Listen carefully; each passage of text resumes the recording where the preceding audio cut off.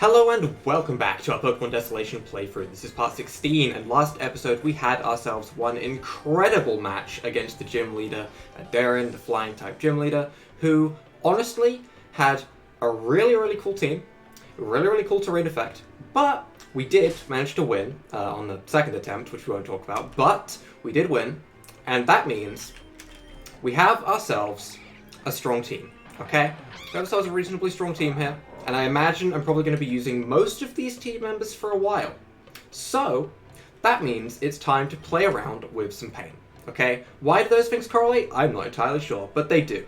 So, as we only have one jar of paint, and we have 5 potential shinies, what I'm going to do is I'm actually going to use the jar of paint on each of the Pokemon by resetting the game so we can see what the shinies look like. The main reason I'm doing this is because this game uses custom shinies, if you didn't know. And that means I don't know what the shinies look like already. I think we know Vivians. I think we know Demonic Vivian. And we obviously know Frubbles because we've already used a jar of paint on Frubbles. But I do want to see what the rest look like before we make any decisions. So to start off this episode, let's go ahead. Jar of paint. I'm going to go with... I think we're going to start with Humpty, because Humpty is a beast. Okay, first of all, in case you didn't know, Humpty's a beast. But originally, Humpty has a really nice shiny with a nice black body and gold rings, and it looks super good. So, if this has changed to be even better, I'll be incredibly impressed. So first things first, Humpty, what do you look like, buddy? Humpty was painted to be shiny, but we don't know what he looks like yet.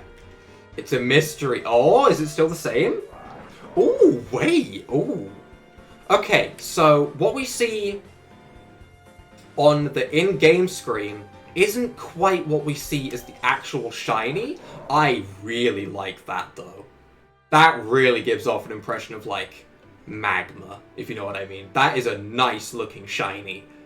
That is a nice-looking shiny. But, as I said, we are going to go ahead and go through each of them in order, so I am going to reset the game real quick in between each of these.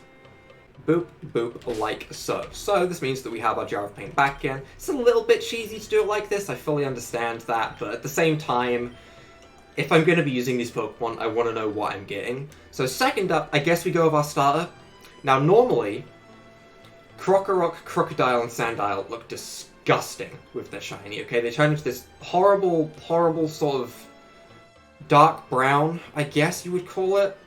But it doesn't fit well, in my opinion, with Krokorok's design. I think we'll see it actually on the sprite screen. We'll have a look. Yeah, that's the color. That. It's like a brown with yellow and a bit of blue. It doesn't look good, in my opinion. However, its actual shiny, what it looks like in battle... Ooh! That's a big change. That's a big change. It turns blue. I'd actually taken Krokorok completely out of the Pokemon I was going to use the jar of paint on. This is why I did the jar of paint strat. If I'd just used it on Humpty, I would have been happy, but I wouldn't have seen this and I wouldn't have known. Okay? Alright, next up on the list, I guess we do Vivian and see what it looks like. Boop, boop, boop. Boop, boop, boop. Jar of paint. So I think Vivian is going to look like shiny, the shiny Vivian we saw before, the Demon Vivian. Not this pink thing. Yes, it is. That was the shiny. Dex number 666, the evil Vivian right here. This is a very nice shiny. Okay, I know we've seen it before, but it's a very nice shiny. Okay, we've seen that one before, I won't get too into it. Lanoodle. Noodle. We will check the noodle. Lanoodle. So normally, white and brown. Very interested to see how they change Lanoon, because normally they just make it sort of brighter, yeah. Brighter, shiny, more of a sort of out there kind of color scheme, I guess. Kind of has an impact behind it. Black and white. That's a nice approach, actually. It's a simple design, but it's sleek. It looks good. It looks really good. Okay. I've kind of left the worst till last, and maybe that was a mistake of me, but we are going to check Simisage as well, I guess. So with the final Pokemon being Simisage, let's go ahead, use our jar of paint, and then make our final executive decisions. So, normally its shiny would turn into just a darker color scheme, just a darker green. Whoa! Whoa! Where did that come from? Where did this come from? I don't know about this. I don't know about this. That's a very drastic change. A little bit like Krokorok. I'm not gonna lie, I think we'd go with Humpty. I really like Humpty's scheme. It looked really good. And I'm not swapping out Humpty anytime soon. Humpty is to stay. Whereas Simisage might be swapped out. Lanoodle might be swapped out. I think the other four are pretty set in stone that I'm going to use them. Except maybe we'll swap for Vion for Venomoth. We'll have to see what Venomoth looks like shiny, I guess. I still need to train that up. But overall, I think we're going to go ahead and use our Jar of Pain on Humpty, like I originally thought. So boop boop, Jar of Pain, Humpty, use. We have ourselves one absolutely beautiful boy in Humpty right now. Its original shiny was already kind of good, but this, I really think just looks nice for the Pokemon. So with that, let's go ahead, put Frubbles in front, our other shiny, that we won't forget about, so it starts heading towards Greninja. And this episode, there are two things I want to do. The first is I want to head back to the Bidoof Cave, and I want to learn exactly what to do to get to the end of Bidoof Cave, or Helix Cave, I believe it was called. So we can go to the Beamer Grid. Yes, that's right, the Beamer Grid, which is essentially our way of teleportation for the time being, which is at the Rangers Guild. And then after that, I also want to head back into the Weeping Depths once again and see if we can go ahead and find, honestly, an Aaron I kind of want us to look for. And I also want to try and find what's behind some of the doors that were locked until we beat the Flying Gym. But first things first, let's go to the Beamer Grid. Teleport to the Beamer Grid. This is a pretty weird place, but it's essentially just a bunch of teleporters to everywhere that you've been. So we can go back to the starting town now, Redcliffe Research Lab. And here we can actually go ahead, nip out of here. We can also rebattle this trainer if you want for money. So if you want to grind for Jar of Paints, you can battle there. Now, we made it through this before, a while ago. But to finish off this cave, I believe we need to speak to you, and then you. Did I not do it right? Okay. We need to speak to the four on the left that move in order when we go through, which might take a few times. So you, then you, then you, then you. Am I not doing it right? Okay. Maybe I'm doing this slightly wrong? You.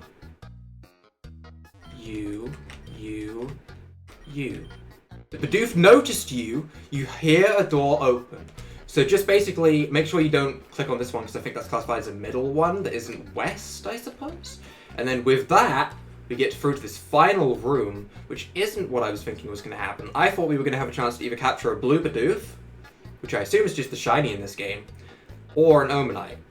But it looks like we're continuing. So before we continue, I want to make sure... Oh, this music change. I want to make sure Vivion's in front. And I suppose we just head up. Aaron. Oh? A blue Pokeball, the Bidoof? Inside the mysterious Pokeball, you find an unusual token. Obtained a green piece. A note is attached. Praise Helix. Okay. I'm not all too sure what that means. A mysterious green token. Perhaps there are more to be found. Oh, there's going to be more puzzles? There was one puzzle back in the jungle, I believe, which is where there was one of those doors, a lot like this, one of those panels by a waterfall. We could go back and have a look for that as well. We could just make this a backtracking episode. I'm going to cut to when we get there. So with this, we should have walked all the way around the waterfall, and there was this little area here. Oh! Yeah, this. We got to this cave before. I don't know what we need to do with this cave. The Spinnerack's in here, which I didn't actually know. I didn't realize there was different Pokemon in here. Maybe we could have caught something. But there was this door. Now, I don't know what we were meant to do with this door, but there's Bidoof here. Is that a sign? Is that a sign? Dot dot dot. It did work. I remember someone saying just click. Krogunk. And, like I thought, more importantly, inside the mysterious Pokeball you find an unusual token. Obtained a blue piece. Ah! Good find, Carlos. However, by itself, this object is likely to be useless. Perhaps it's simply a piece to a bigger puzzle. Your friend and benefactor, Shiv. I didn't forget about this. So therefore, this means we can probably catch this Krogunk, which I assume is going to be a one-of-a-kind Pokemon, so yes, we'll try and catch it. The Krogunk looks bored. Do you want to try and take a Krogunk with you? Yes. Oh, we don't even need to try and catch it. Cool. We will call you, what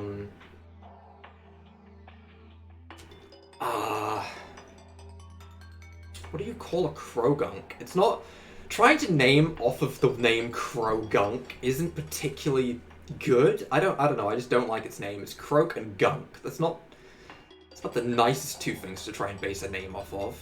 So instead, we'll just go ahead and call you... Maybe we can at least start with a C.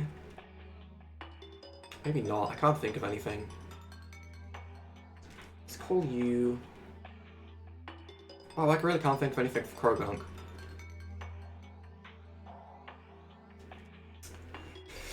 I'm tempted to just call him Brock after Brock's Krogunk, but that's a boring name. It's a boring name. We'll just go ahead and call you...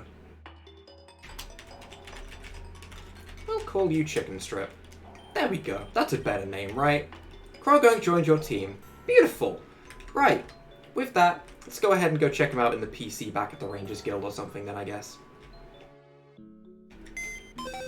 Pokemon Center acquired. Krogunk. Buddy. Pal. I wish I could have checked if what this looked like shiny, but we have ourselves a Krogunk. Poison fighting type. Timid nature. Oh, yikes. That's not good. Dry skin, which might be nice, maybe, if there's a water gym that comes up soon.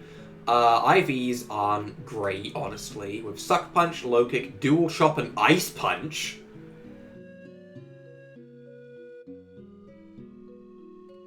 Okay, alright.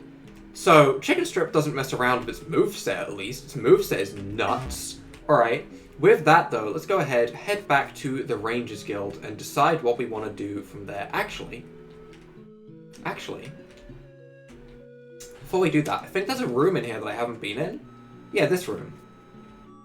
There was still a quest to fix that woman's internet, actually, way back. I'm kind of busy in case you hadn't noticed. Oh, you're a trainer? Why didn't you say so? You're just the person I need. You see, there are very specific Pokemon I need to see. For science, of course. How did I miss this room? I will reward you reasonably, and all you have to do is show me the Pokemon in question from your party. So, what do you say? Sure. First off, I need to see Bibarel. That ain't a good start. That is not a good start. Can I fix that woman's internet from here? Is that a thing? Can I guess not. I'm still not sure how we do that. Maybe you fix it? No? Alright. I'm still not sure how we fixed her internet, but that's whatever. That's for another time. I'm pretty happy with the things we've done here for now. Let's go ahead and see if we can do anything else in the Weeping Depths. I know there's a lot of back and forth this episode, but I want to get a lot of things done from these areas so we don't have to come back to them later. Alright, so in the Weeping Depths, where we are now, there was one blocked off tombstone, I believe, that said you needed to be stronger or have a badge or something to pass. There was also one dude by the Rangers Guild who wanted us to be stronger before we could speak to him. So we still have 2 more things to do, and then I think we are done with all the backtracking, and we will head into a brand new area, and everything will be glorious, and we will conquer the world. That's exactly how it's going to go. But for right now, we need to find the exact tombstone where we needed to... that was blocked off. I think it was over here to the right? Was it here? Yeah, here, I think. Aha! I think it was this spot. So we couldn't go through here before. Ruby, sapphire, emerald. Only the emerald is true. A puzzle cold as ice. Perhaps you've done it before, but this time consider the inverse. Only that without a source of great evil, there can be no result. Right is always right. The writer's name is scratched out. Sorry, what? What? Can I interact with any of the tombstones? No. Right is always right? Consider the inverse. Left is always... left? Left is always wrong?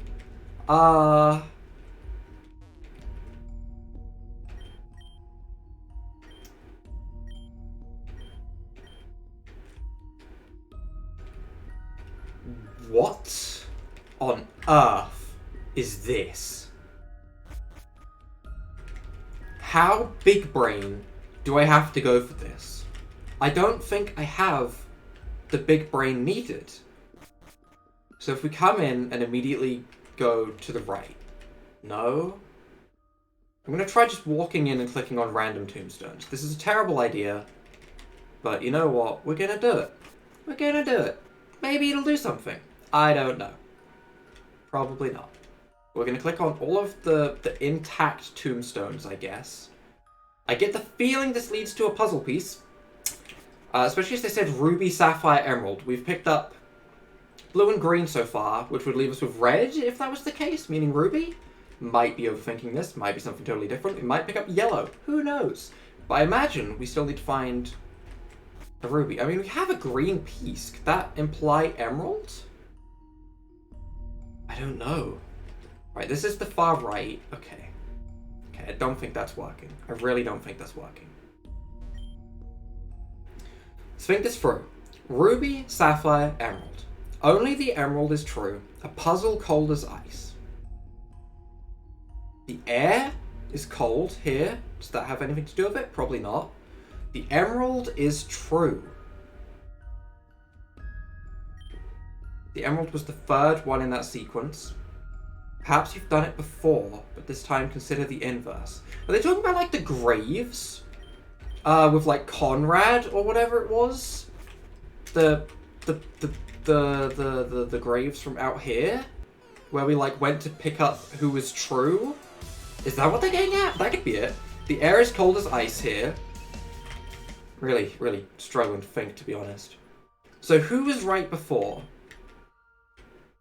So Martha, or whatever her name was Martha lies. Treasure is in Lucas's grave. Where's Martha? Would that mean that Martha was telling the truth on the inverse? Martha, Conrad is a liar, and my piece is always true. Treasure is located in the grave of Sven. So if Martha was saying the truth, then Sven over here would be holding something. He's not. Oh, the big brain levels. Oh, the big brain. The puzzles. This puzzle. To be honest, I got really stumped on the Bidoof puzzle as well, to be fair. So actually, this isn't the first time I've been stumped on a puzzle. Right. In that case, where was Conrad's grave? We had over here where we used the tiny key. And we got ourselves our ghastly. We also have this area, now that I think about it. The door appears to be locked. So where... Is it possible that we could find a key in Conrad's grave to unlock that door? And the other room is a hint to find this door? The big brain. The brain I need for this. Oh my lord. Where was Conrad's grave? Or whatever his name was. It's a healing station. It's kind of nice. There are all these. I don't think Conrad's grave was over here. We are back figuring out puzzles in the depths once again. What a nice thing to have to do. I thought I was done with this place. I was so happy to be done with this place, and now there's another puzzle to figure out. So none of those graves interact at all. Interesting. So I guess we count those all as out. We aren't using those at all. Meaning it's between Martha, Stuart, who I don't think was actually used at all in the previous puzzle. I don't know where we find Stuart, though. But if we could find Stuart, that would help, I think. Because we're assuming that Martha is telling the truth at the moment, which definitely might not be the case. If we consider every single one of the things they say to be wrong, and we do the opposite, so we're doing the inverse, where do we end up? Stuart. Conrad tells the truth. So we're saying that Conrad is lying, and Martha is telling the truth. The treasure is in Lucas's grave. That doesn't tell me anything about you, Stuart. I don't know what you're doing. I don't know how Stuart plays into all of this. Whose heart is true? Martha. Then seek Sven's grave. Conrad. Martha is truly a demon. Stuart never lies. So we're saying that this dude's is false. Or, sorry, this dude's is true. Stuart never lies. Treasure is located in Arca's grave. My head hurts, my head hurts, I don't know anymore. I want to go to Sven's grave. That's where I want to go. We've clicked on a thing, and we chose that we would go to Sven's grave. We're gonna do that. We're gonna go to Sven's grave, and we're gonna try and figure this out. Where was Sven's grave? It was the one up here, right? This is Sven's grave. I know I've clicked on this before, but we hadn't clicked that Martha's heart was true. So if we go with Martha's heart is true, nothing is here.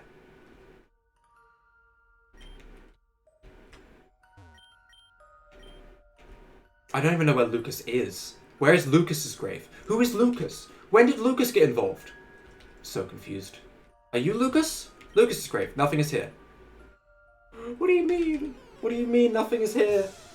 Where? Where am I meant to go? See, I've already figured out a puzzle to do with these. So I could be entirely wrong in the fact that I think I even have to come over here. We might not even have to come over here. I'm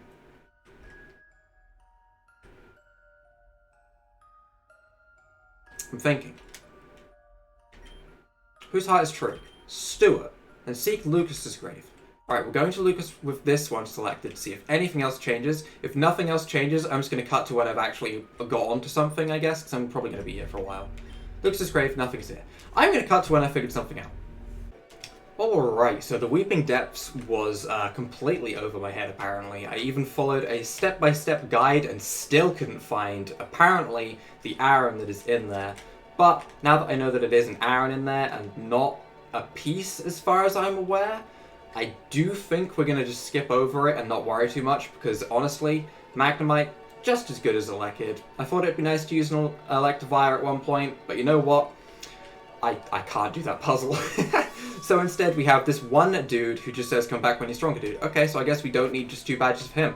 That clears up everything that I wanted to do back in this area, meaning we are good to go ahead and continue on to the next area. I know it has been a lot of backtracking this episode, I apologize for that, but most of it is now behind us, other than that one Weeping Depths puzzle, which I might try and go back to on my own time, but honestly, it's an Aaron. I'm not too concerned with it.